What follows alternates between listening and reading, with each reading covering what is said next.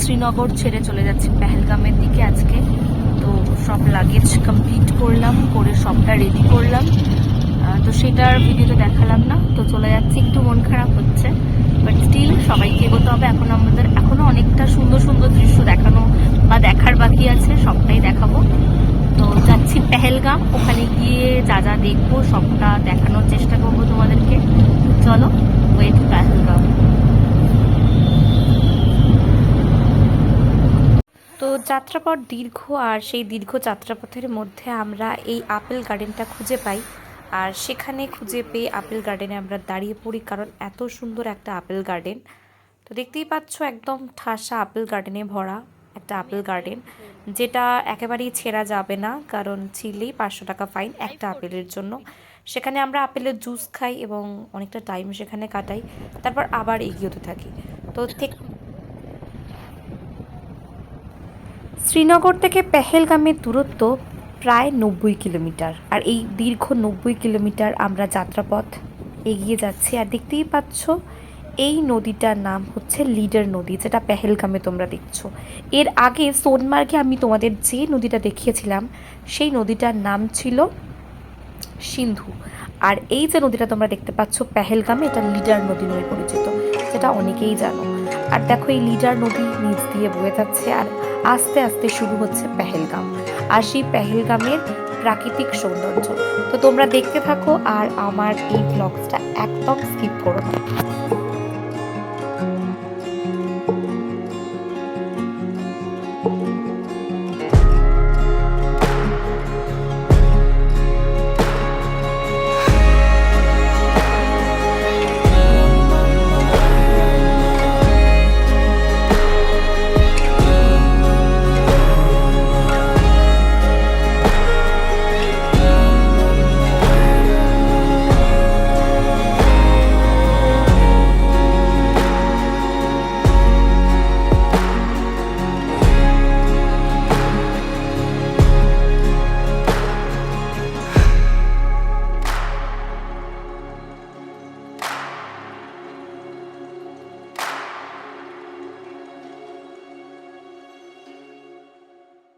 আমরা পৌঁছে গেছি পেহেলগাম। আর পেহেলগামে এসে আমাদের হোটেল একদম এই রাস্তার উপর, এই যে ইয়েলো হোটেলটা, হোটেল মুনল্যান্ড, এখানেই আমরা থাকছি আর শেয়ার করব সবকিছু।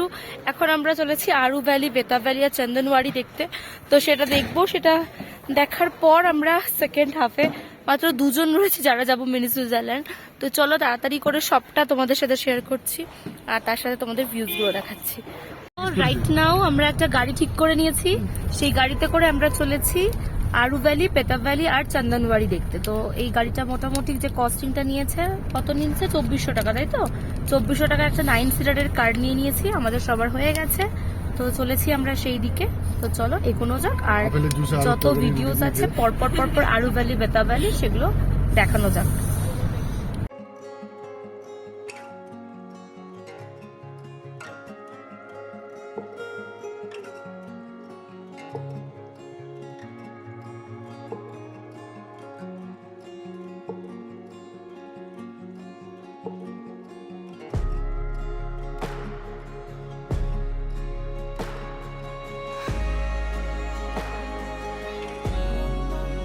আমরা চলেছি আরু ভ্যালির দিকে।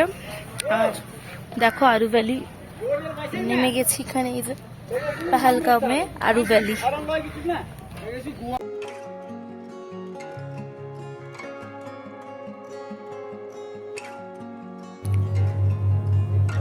তোমরা দেখতেই পাচ্ছ, এটা হচ্ছে আরু ভ্যালি ছিল। আর আরু ভ্যালিতে আমাদের বেশ কিছুক্ষণ আমরা সময় কাটিয়েছিলাম। এই ভ্যালিটা ছিল, এখানে একটা পার্ক ছিল, আর ওই পার্কে জাস্ট কিছুক্ষণ সময় আমাদের কাটানোর ছিল। তো যেহেতু আমাদের হাতে খুব কম সময় ছিল, তোমাদেরকে এর আগেও বললাম, তো তার জন্য আমরা এর পরবর্তী চন্দনওয়াড়ি তাড়াতাড়ি আমরা এই আরু ভ্যালি কমপ্লিট করে চন্দনওয়াড়ির দিকে এগিয়ে যাব।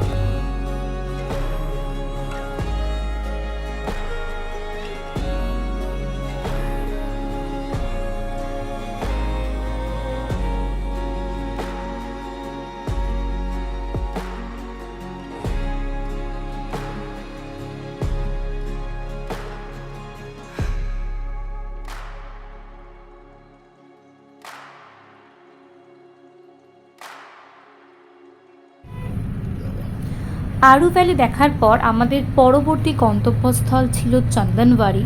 আর তোমরা দেখতেই পাচ্ছ চন্দনবাড়ি আরু ভ্যালি থেকে অনেকটাই উপরের দিকে, আর তাই এখানে ভালো মতো বরফ পড়েছিল। আমরা গেছিলাম নভেম্বরের একদম শেষের দিকে আর ডিসেম্বরের প্রায় স্টার্টিংয়ের ওই সপ্তাহ, মানে নভেম্বরের লাস্ট উইকে আমরা গেছিলাম। আর সেই জন্য দেখো সেই সময় অনেকে বলছিল যে অনেক টাইমে বরফ পড়ে যায়, বাট স্টিল দেখো আমরা আরু ভ্যালিতে সেরকম কোনো বরফ পাইনি, কিন্তু দেখো চন্দনবাড়িতে যত উঠছি তত দেখা মিলছিল বরফের। তো দেখাচ্ছি চন্দনবাড়ি কেমন হয়, আর সঙ্গে থাকো আর ব্লগটা দেখতে থাকো। চলে এসেছি চন্দনবাড়িতে, আর এইটা হচ্ছে দেখো চন্দনবাড়ি। দেখো এই পাহাড়টায় পুরো বরফে ঢাকা, আর এই সাইডের যে পাহাড়গুলো এগুলো পুরো গ্রিন গ্রিন। আর এই চন্দনবাড়ির এখানের এই ঠিক এই সামনে থেকেই শুরু হচ্ছে তোমার ট্রেকিং, হচ্ছে ওই অমরনাথের ট্রেকিং হচ্ছে। তো চলো দেখানো হোক চন্দনবাড়ি।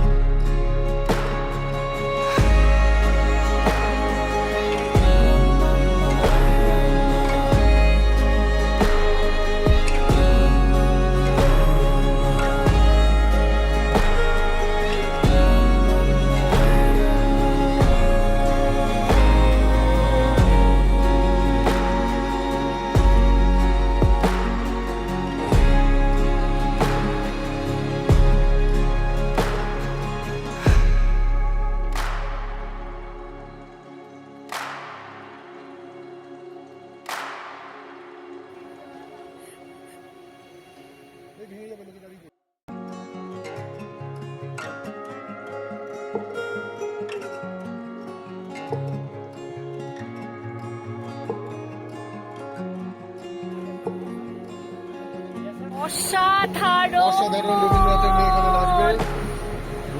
কিছু বলার নেই, অসাধারণ চন্দনবাড়ি। নাচন কোদন করেগা।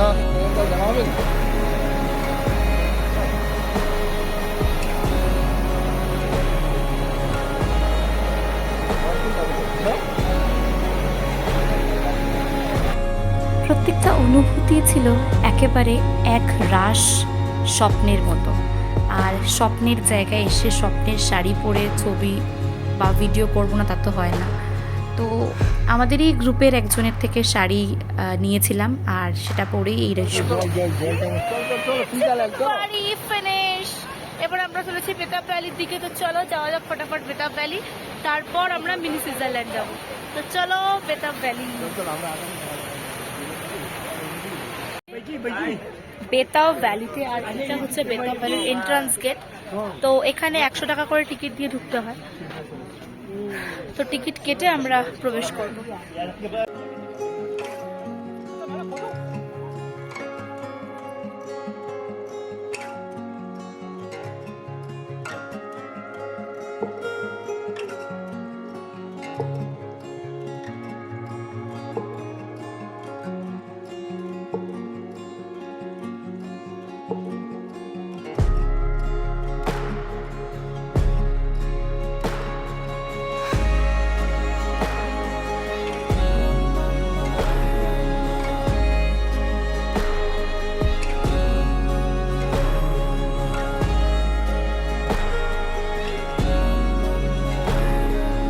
তো এখন রয়েছি আমরা বাইসারেন ভ্যালিতে। আর এটা বাইসারেন তো, এই সরি বেতাব ভ্যালিতে।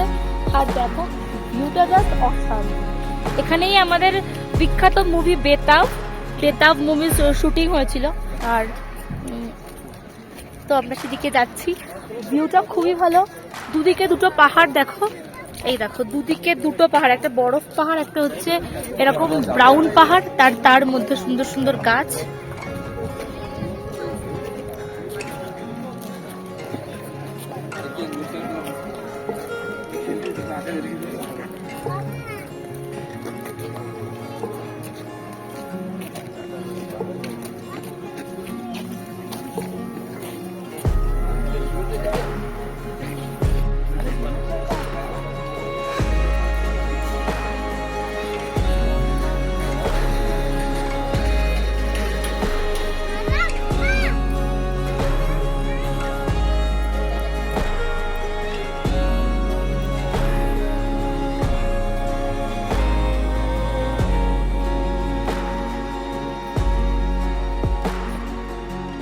প্রকৃতির কিরকম রূপ দেখো, এক একটা সিজনে এক এক রকম। তোমরা যদি মে, জুন, মার্চ, এপ্রিল এরকম টাইমে আসো, তাহলে এই সমস্ত গাছের যে পাতাগুলো দেখতে পাচ্ছ এটা ইনট্যাক্ট গ্রিন পাবে। আর আমরা গেছিলাম ঠিক নভেম্বর ডিসেম্বর সিজনে, আর দেখো সেই সময় হলুদ কালারে, একদম হলুদ রঙে গাছের পাতাগুলো একেবারে এক অনবদ্য লাগছে। আমরা শাহরুখ আর রানীর একটা সিনেমাতে ঠিক এরকম বিদেশি কোনো জায়গায় এরকমই ঠিক হলুদ পাতা দেখতে পেয়েছিলাম। সত্যি বলতে কি, কাশ্মীরের এক একটা সিজনের সৌন্দর্য এক এক রকম। তোমরা মার্চ এপ্রিলে গেলে ঠিক অন্যরকম একটা সৌন্দর্য পাবে, অক্টোবরে গেলে অন্যরকম পাবে, জুন জুলাইয়ে গেলে আবার অন্যরকম পাবে। আবার তোমরা যারা জানুয়ারি ফেব্রুয়ারিতে আসবে তারা পুরোপুরি বরফে ঢাকা, আর গাছের পাতা এখানে যেরকম তোমরা দেখতে পাচ্ছ হলুদ বা সবুজ যেরকমই কালার দেখতে পাও, সেগুলো কোনো কিছুই পাবে না। দেখো এখানে যেমন আমরা হলুদ গাছ বা হলুদ গাছের পাতা দেখতে পাচ্ছি, জানুয়ারি ফেব্রুয়ারিতে এলে তোমরা কোনো গাছের পাতাই দেখতে পাবে না, অনলি নিচে সাদা বরফ পড়ে থাকে, আর সৌন্দর্যটা অন্যরকম হয়। তো দেখতেই পাচ্ছ, গল্প করতে করতে আমাদের বেতাব ভ্যালি ঘোরা কমপ্লিট হলো, আর তারপর আমরা চললাম আমাদের হোটেলের পথে। আর হোটেলে আস্তে আস্তে প্রায় 4:30 5টা বেজে যায়, আর সেই সময় আমাদের আর সেই হাতে টাইম থাকে না যে আমরা মিনি সুইজারল্যান্ড যাব। মিনি সুইজারল্যান্ড একটা খুব অসাধারণ জায়গা, যে মিনি সুইজারল্যান্ডে এর মানে কিছুদিন আগেই এত বড় একটা অ্যাক্সিডেন্ট হয়। তো তখন সেই মুহূর্তে যাওয়ার জন্য একটা বিশাল ফ্যান্টাসি থাকলেও পরবর্তীতে যখন আমরা আসার 6 মাস পরে এত বড় একটা ঘটনা ঘটে, তারপর আর মিনি সুইজারল্যান্ডের প্রতি যেতে যে পারিনি, তার প্রতি আর কোনো খারাপ লাগা নেই। কারণ যতই হোক একটা সবারই মনের মধ্যে ভয় কাজ করে। তো আমাদের কাশ্মীর পর্বে পেহেলগাঁও পর্বটা তোমাদের কেমন লাগলো অবশ্যই তোমরা জানিও, আর অবশ্যই এই ভিডিওটাকে অনেক অনেক অনেক শেয়ার করে দিও। তোমরাও খুব ভালো দেখো, আসছি পরবর্তী সিরিজ নিয়ে খুব তাড়াতাড়ি।